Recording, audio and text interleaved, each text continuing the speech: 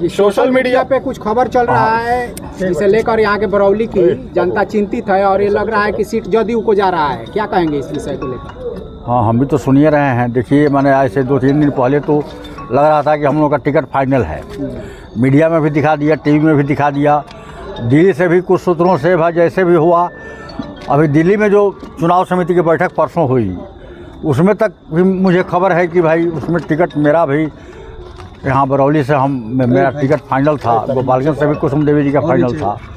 लेकिन अभी 1 आध घंटा पहले से चर्चा होने लगी, हमको फ़ोन आने लगे कि विधायक जी आपका टिकट गड़बड़ा रहा है। कोई कहने लगा कि अमुक व्यक्ति को तो अमुक व्यक्ति को। फिर अभी न्यूज़ में हमने देखा भी कि भाई सीट जो है जदयू को चला गया। सिंबल तक अगर राम प्रवेश राय का टिकट कटता है तो क्या करेंगे? कटता नहीं है, कट गया। अगर आप लोगों की बातें सही है तो देखिए, हम लोग तो भाजपा के पुराने कार्यकर्ता हैं। भाजपा के स्थापना काल से लेकर के आज तक हम लोग, जब से भाजपा की स्थापना हुई तब से भाजपा का संगठन खड़ा करने में हम लोग लगाए। संगठन को काफ़ी मजबूती देने के बाद हम चुनाव लड़ना शुरू किए पार्टी के सहयोग से, नेताओं के पर आदेश से। और यहाँ समझिए कि भाजपा 80 के पहले तो भाजपा कुछ था नहीं, बहुत कमज़ोर संगठन था। फिर इसको धीरे धीरे संगठन को हम लोग मजबूत किए अपने खून और पसीने से, अपने खून और पसीने से, कार्यकर्ताओं के तपस्या से हम लोग यहाँ संगठन अपना मजबूत बनाए। और यह अभी विधानसभा क्षेत्र भी थोड़ा ऐसा है कि बहुत विपरीत दिशा में रहने वाला विधानसभा है। और बड़ा मेहनत से हम लोग यहाँ पहली बार, इस ज़िले में पहली बार हमने भाजपा को विधायक देने का काम किया, हम प्रत्याशी बन के 2000 में। और लगातार हम लोग इस यहाँ, जबकि यहाँ का गड़बड़ समीकरण बड़ा गड़बड़ रहता है, फिर भी हम लोग अपने कार्यकर्ताओं के बल पर, अपने कार्यकर्ताओं के मेहनत के बल पर, अपने परिश्रम के बल पर यहाँ 5 बार हम लोग जीत दिलाए हैं पार्टी को। और हारे भी। प्रवेश राय की अगली कड़ी क्या होगी? अब अगली कड़ी के बारे में अगर ये सब समाचार सही साबित हुए तो कल हम लोग अपने सभी कार्यकर्ताओं की, पार्टी के लोगों की, समर्थकों की हम लोग बैठक बुलाएंगे। और कल दिन में 11-12 बजे हम लोग निर्णय लेंगे पार्टी के कार्यकर्ता हमारे क्या चाहते हैं। इसलिए कि अगर पार्टी के किसी कार्यकर्ता को यह टिकट गया रहता, मेरा टिकट काट के, ठीक है मेरा टिकट काट के दिया गया अलग बात है, लेकिन हमारे पार्टी के ही किसी वरिष्ठ या कनिष्ठ कार्यकर्ता को यह टिकट मिला रहता। यहाँ देखिए, यहाँ जनता दल यू को सुन रहे हैं कि टिकट दिया जा रहा है। जनता दल यू कभी यहाँ चुनाव तो लड़बे नहीं किया है। एक बार समता पार्टी जब थी नीतीश जी के, तो चुनाव लड़ा था समता पार्टी, मनाम साहब लड़े थे। लेकिन उस समय भी हम लड़े थे, हार भी गए थे, लेकिन हमारे वोट से काफ़ी अंतर था उनका। तो इसलिए जनता दल यू बनने के बाद तो यहाँ चुनाव कोई जनता दल यू लड़बे नहीं किया। यहाँ संगठन भी नाम मात्र का है, जनता दल यू का कोई संगठन भी नहीं है। यहाँ जो संगठन है भाजपा का संगठन है।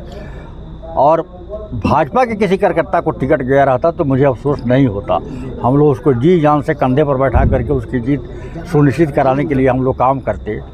लेकिन ऐसे एक व्यक्ति को सुनने में आ रहा है कि टिकट दिया जा रहा है, जो हमेशा कहता था कि हमारी कर्म भूमि वैकुंठपुर है, हमारी कर्म भूमि वैकुंठपुर है, हमारा लड़ना तय है।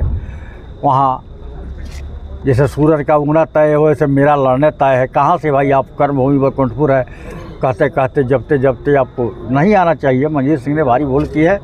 उनको अगर पार्टी ने ऑफ़र भी किया हो तो उनको इनकार कर देना चाहिए था।